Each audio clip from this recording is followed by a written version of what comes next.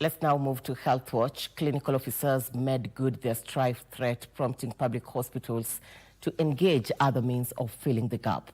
Mbagathi Hospital, one of the referral hospitals, resorted to engaging the services of lawcomers, but the Kenya Union of Clinical Officers warned that those engaged are interns whose services may not be up to standard. KUCO chairperson Peterson Wachira says the buck stops with the Ministry of Health and Council of Governors, who they accused of refusing to honor a court order that had detailed a return to work formulae. The strike called by the Kenya Union of Clinical Officers took effect Monday midnight, with the union stating that all their 8,000 members in the public hospitals have downed their tools. Allowing a strike notice of 21 days to mature is deliberate. It is not something that has happened as an accident.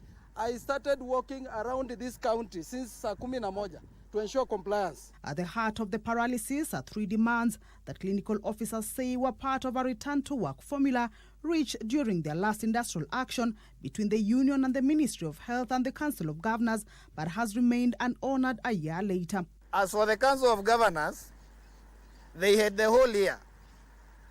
After we had our last meeting in February, they were to consult SRC on one issue of risk allowance. They didn't.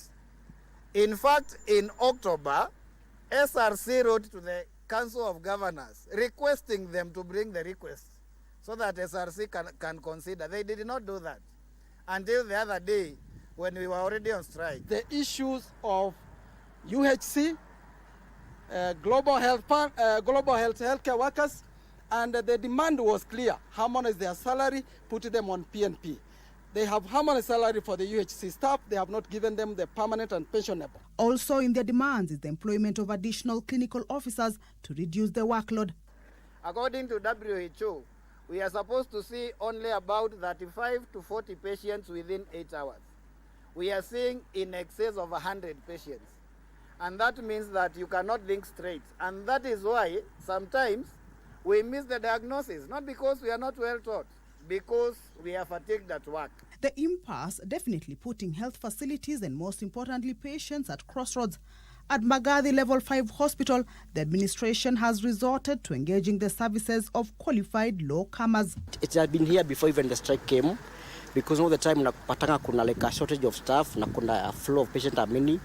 So the facility goes ahead with the approval of the county government to engage people on local basis. The hospital says the services are still running smoothly and that patients are trickling in and out normally. Nimekuja asubuhi saa 3, nimepata tu matibabu sawa sawa, lakini tumeambiwa madaktari wako mkomo bado. Masaa yangu imekuwa sawa yenye nimekuja, nimepata matibabu kwa sasa hivi naenda nyumbani. Kuna delay kiasi.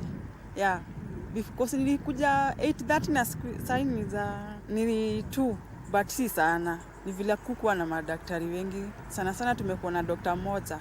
But KUCO claims those engaged are interns who are not licensed and perhaps may not be liable for any eventualities. It is illegal. They are not licensed to see any patient.